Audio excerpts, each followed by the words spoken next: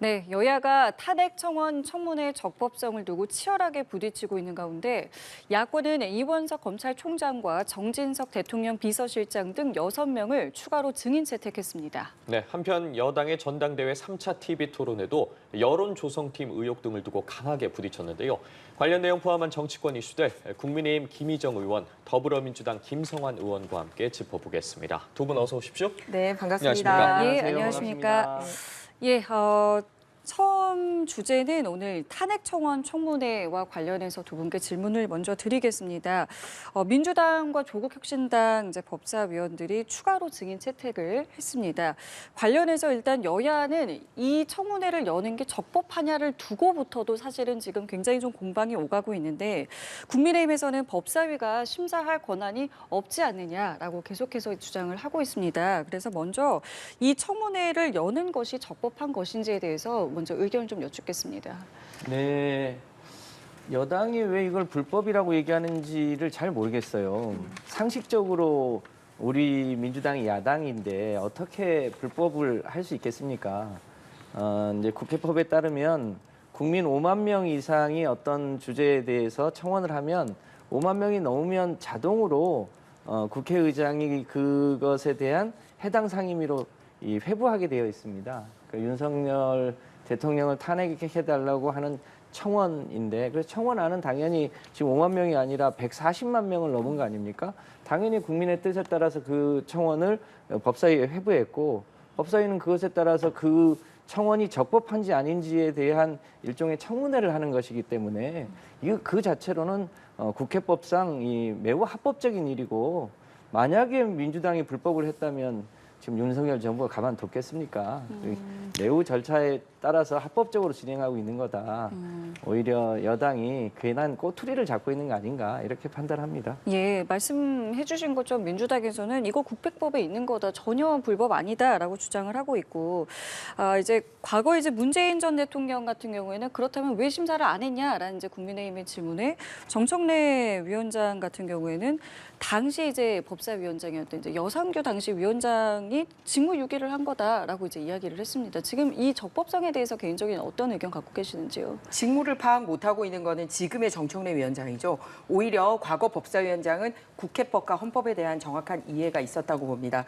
만약에 이런 식으로 오용할 것 같았으면 146만 명의 탄핵 국민청원 동의가 있었을 때 바로 했겠죠. 하지만 탄핵과 관련된 사항은 청원의 대상이 되질 않습니다. 국민들에게 정말 아프지만 목소리 내줄 곳 없는 분들을 위해서 청원 제도라는 것을 만들었거든요. 그리고 청원의 대상에 대해서는 명확하게 피해 구제라든지 그리고 공무원의 징계라든지 각종 법률에 대한 재개정 폐지라든지 그다음에 새로운 시설에 대한 운영 이렇게 명백하게 적시가 되어 있습니다. 여기에는 탄핵이 굉장히 중요한 단어이기 때문에 탄핵에 대해서 청원할 수 있다라고 명시되어 있지 않습니다. 더군다나 일반 법률에 대한 의결권과 달리 탄핵에 대해서는 보다 까다롭게 국회에 별도 규정을 두고 있습니다. 제적 과반수 이상의 발의가 있어야 되고요. 3분의 2 이상의 찬성이 있어야지 되기 때문에 일반 법률과도 다르게 운영을 하고 있습니다. 그런데 이 요건에 맞지 않게 자동 상정을 한다는 것이야말로 그러면은 사선식이나 되시는 분이 국회 경륜을 가지고 그 자리에 앉아 있을 필요가 없죠. 그냥 기계 앉혀놓고 상정하면 되니까. 실제로 의원들이 10명 이상 동의한 의원들이 법안을 발의한 것도 모두가 다 자동 상정되질 않습니다. 여야 의원들 간에 합의를 해서 더 중요한 법안부터 하고 또 이견이 없거나 이런 것부터 하다 보니 잘 아시겠지만 자동 폐기라는 단어가 나오는 것도 그것 때문이거든요. 의원들이 힘써 연구하고 이 제정이나 개정안 냈던 법안도 요건에는 맞아도 내용상 맞지 않으면 상정이 안 되는 게 이 국회법인데 이거는 말씀드렸듯이 요건에도 맞지 않고 그리고 절차에도 맞지 않고 어느 하나 맞는 게 없습니다. 그래서 과거에도 정말 146만 명이나 청원 동의가 있었습니다만 문재인 대통령에 대해서 탄핵 동의안 올라온 것을 상정하지 않았습니다. 그래서 정청래 의원님, 헌법과 국회법에 대한 정확한 숙지 그리고 탄핵에 대한 요건과 청원에 대한 요건 법률안에 대한 요건이 각각 별도 항목으로 적시가 되어 있는 이유를 정확하게 아셔야 된다고 생각합니다. 예. 사실과 다른 예. 게 있어서 좀 바라잡아야 될 것 같습니다. 문재인 정부 시절에 문재인 대통령에 대한 청원이 146만 명이나 했다. 이건 사실과 다르고요. 그때는 당시에 청와대 게시판에 일종의 그 동의를 한 숫자고요. 그 청와대에도 20만 명이 넘으면 답을 하게 되어 있거든요. 그래서 당시에 문재인 대통령에 대한 탄핵은 뭐 사유도 아주 우습긴 했습니다만 이것은 국회가 다룰 사안이다라고 해서 국회로 넘겼고요. 국회에서도 대략 한 10만 명 정도의 청원이 있었던 것은 맞습니다만 뭐 코로나를 잘못했으니 탄핵해달라 이런 거여서 말이 안 돼서 사실은 그때 상정을 못했던 거고 당시의 법사위원장은 여상규 위원장이었습니다. 지금은요. 그 헌법에 따라서 헌법 65조를 자꾸 거론하시는데 그 탄핵 소추와 관련한 절차입니다. 지금은 국민들 140만 명이 청원을 한 것에 대해서 이것이 적법한지 아닌지를 다루는 것이기 때문에 지금 정부 여당이 얘기하는 것이야말로 어거지다.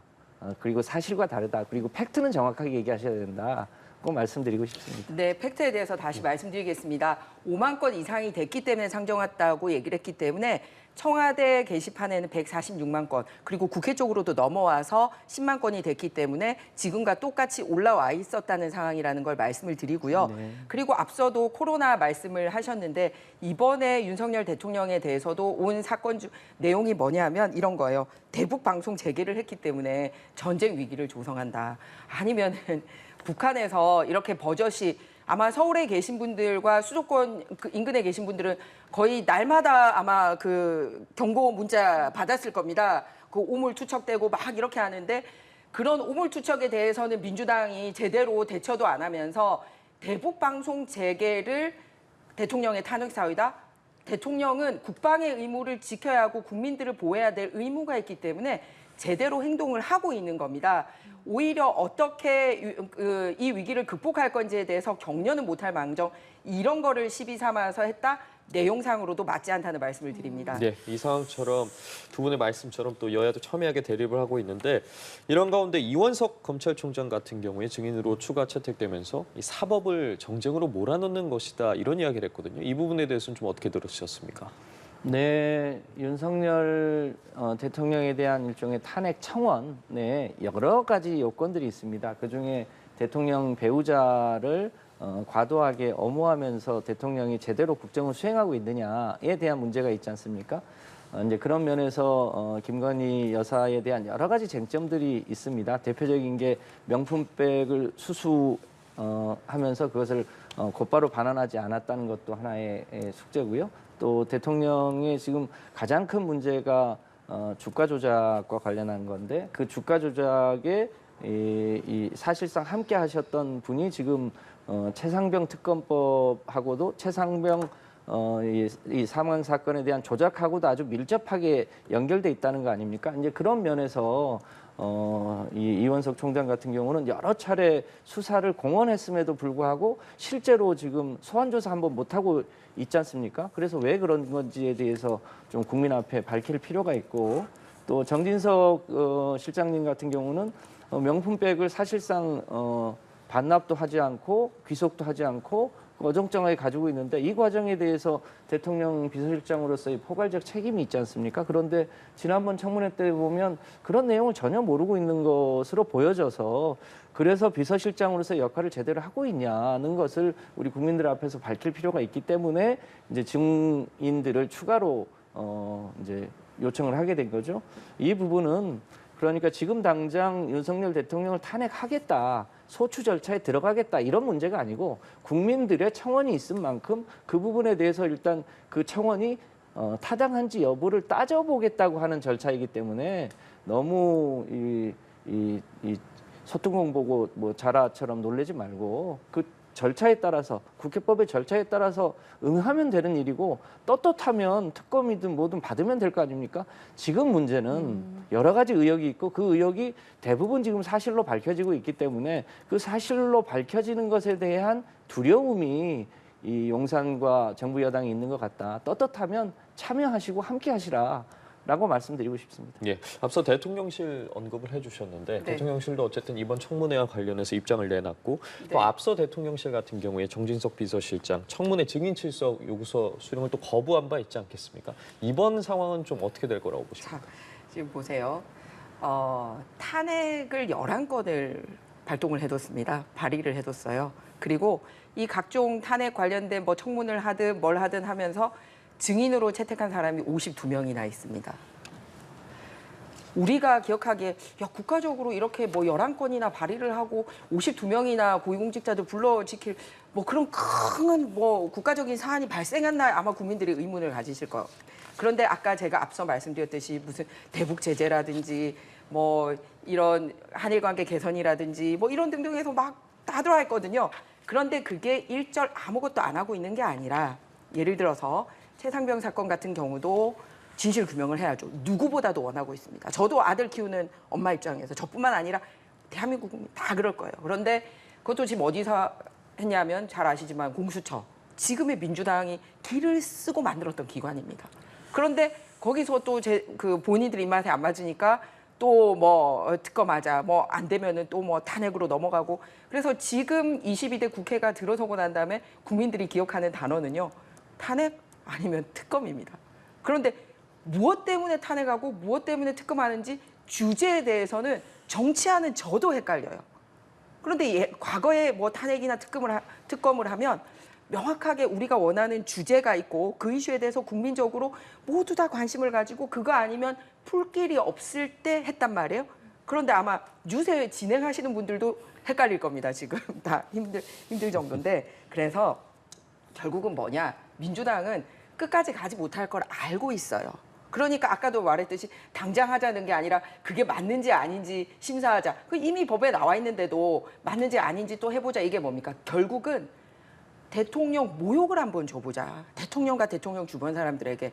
그리고 힘자랑을 해보자. 그리고 마치 뭐가 있는 것처럼 긁어보자. 이런 의도를 가지고 있기 때문에 잘못됐다라는 거고 21대 국회가 그렇게 나쁜 평가를 받았고 우리가 선거를 통해서 적어도 새로운 국회를 형성했다면 아니 이재명 대표님 참 좋은 말씀하셨어요. 먹사니즘. 그거 해야죠. 그런데 기억하기도 힘든 그런 건수 가지고 법적으로도 되지를 않는 걸 하고 국회에도 일반법이 있고 특수한 상황에 특별법을 만들지 특별법만 막 많이 만들어 놓고 일반법 없애는 이런 일은 없거든요. 검사도 마찬가지입니다. 일반 수사를 하고 안 될 경우에 특별 검사를 하고 이런 단계가 있는데 이런 모든 단계를 다 차치하고 가장 강력한 걸 들고 나오고 법은 나중에 해결하라 그러고 일단은 우리가 방망이 잡고 있는 건 우리야. 뭐 이런 식으로 하고 있으니 저희들 22대 국회 여야 할 거 없이 국민들에게 신뢰를 잊고 있는 거 아닌가. 그래서 민주당이 지금은 정말 먹사니즘으로 돌아왔으면 하는 바람입니다. 22대 국회가 개원식도 아직 못하고 있지 않겠습니까? 지금 시작과 동시에 정말 갈등이 쌓여만 가고 있는데 그렇다면 이번에는 각 당의 상황은 좀 어떤지 각 당 상황도 좀 하나씩 살펴보겠습니다. 국민의힘 당대표 후보들이 계속해서 좀 TV 토론회를 하고 있죠. 어제 저녁, 오늘 아침 계속해서 줄줄이 하고 있는데 일단은 상대당이긴 합니다만은 이 지금의 어떤 국민의힘 당대표 후보들의 어떤 뭐 여러 가지 설전도 좀 있고요. 토론회도 있고요. 지금 전반적인 과정에 대해서 좀 어떻게 보고 계시는지 듣겠습니다. 네, 최근에 이 방송 TV 드라마의 돌풍이라고 드라마가 있지 않습니까? 근데 그 드라마보다 현실이 더 드라마 같다는 얘기를 많이 합니다. 지금 여당 전당대회를 보면 그 총선 때 보여줬던 국민의 민심에 대해서 어떻게 정부 여당이 거기에 맞게 갈지 또 국가의 비전을 어떻게 설계할지 민생은 어떻게 살릴지 이 논의를 하고 있어야 되는 상황인데 거의 막장 드라마 수준의 토론을 하고 있지 않습니까? 무슨 댓글이 어떻다, 공천 과정에서 사적 공천이 어떻게 됐다,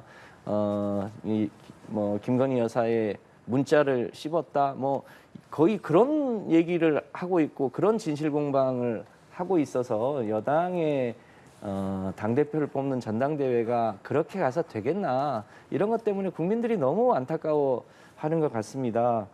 그래서 이게 무슨 소위 자폭전대니 무슨 사실상 전당대회가 아니라 분당대회가 될 것 같으니 이런 이 우려도 많이 나오고 있는데 지금에라도 좀 여당의 당대표를 뽑는 선거답게 이 민생의 어려움이나 국정전환에 대한 비전이나 이런 거를 가지고 논쟁을 하면 좋겠다. 그게 야당으로서의 희망입니다. 뭐 이런 우려 때문일까요? 어제는 이제 정책 관련된 네. 토론을 하는 모습들도 좀 볼 수 있었는데 네. 말씀하신 것처럼 이제 전대 이후에 이게 화학적 결합이 괜찮겠느냐 이런 네. 우려에 대해서는 어떻게 보고 계십니까? 일단 처음에는 후보군이 다양하게 나왔잖아요, 그죠? 정해져 있는 흥행에 민주당보다는 성공했다라고 예, 했죠. 훨씬 더 좋았는데 그러다 보니까 좀 격화된 면이 없잖아 있었습니다.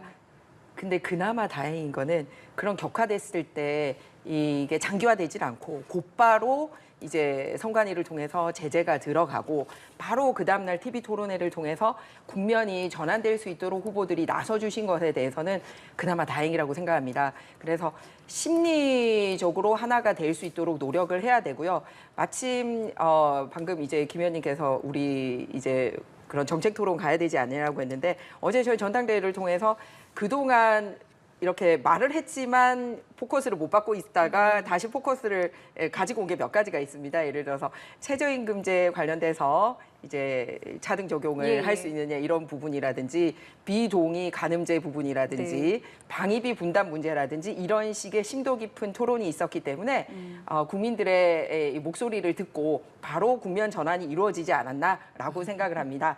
오히려 제가 민주당에도 말씀드리고 싶은 거는 답정너 아니에요, 사실은. 답정너인데 이제 몇 프로냐 뭐 이런 거 가지고 논쟁이 있더라고요. 당대표요? 네, 예. 그래서 오히려 종부세 같은 이슈가 나왔던 걸로 알고 있습니다. 예. 그리고 연금 개혁 같은 이슈가 나왔었기 때문에 지금은 그 민주당 같은 경우에 양당 후보 간의 의견이 너무너무 달라요. 그래서 오히려 저는 선거 끝나고 나서 이렇게 너무 달랐기 때문에 안 하겠다고 선거 때 했었던 말이라고 주고 담을까 봐 오히려 걱정이 되거든요. 그래서 이런 논의가 계속 됐으면 하고요. 국회에서 아까 말씀드렸듯이 탄핵이나 특검이 아니라 지금 야당 그 전당대회에서도 나왔던 이슈들, 종부세 문제라든지 연금 개혁이라든지 그리고 우리 당 개혁 토론에서 나왔던 이런 비동의 가늠제, 방위비 분담금 그리고 최저임금제 문제 이런 것들을 각 당 전당대회가 아니라 국회에서 다루었으면 하는 바람입니다. 이것도 짧게 좀 여쭤볼게요. 이번 전당대회 과정에서 이제 한동훈 후보의 그 사설 여론 조성팀 의혹이 나온 것을 이제 민주당에서 네. 이거 증거를 발견했다. 이거 네. 수사 한번 해보고 안 되면 특검도 좀 필요하다라고 이야기가 좀 나오고 있는데 네. 이 부분은 좀 어떻게 해소돼야 되고 민주당에서 이런 대응에 대해서는 어떤 입장이십니까? 제가 그러지 않아도 그래서 여기 들어오기 전에 옛날 예. 드루킹 사건 다시 한번 확인을 했었습니다. 예, 예. 그때 보니까 1억 회분의 조작이 있었고 8,840만 회가 이제 지도부인 김경수 전 지사 등의 인지를 통해서 조직적으로 일어난 일들이더라고요. 그런데 우리 한동훈 후보께서 당당하게 얘기했습니다. 고소하겠다고. 그러니까 법적으로 이제 수사될 겁니다. 얼마나 당당한지를 명확하게 밝혔습니다. 과거 드루킹 사건 같은 경우는 이제 매크로라는 프로그램을 돌려서 여론을 조작을 했어요. 그런데 지금 우리 당에서, 저쪽 당에서 내놓는 거 보면 무슨 프로그램 돌렸다라든지 조작했다라든지 이런 게 아니라 특정 아이디가 댓글을 많이 다는 아이디 몇 개를 발견했다. 네, 그런 지지자들이 있습니다. 보면 하루 종일 정말 선거 기간 동안에 자기 지지자를 위해서 열심히 손품 파는 그런 몇 명이 있습니다. 그래서 프로그램 돌리거나 이런 조직적인 지시를 하거나 금품이 오가거나 했던 민주당의 드루킹 사건과는 완전 질과 결이 달라요.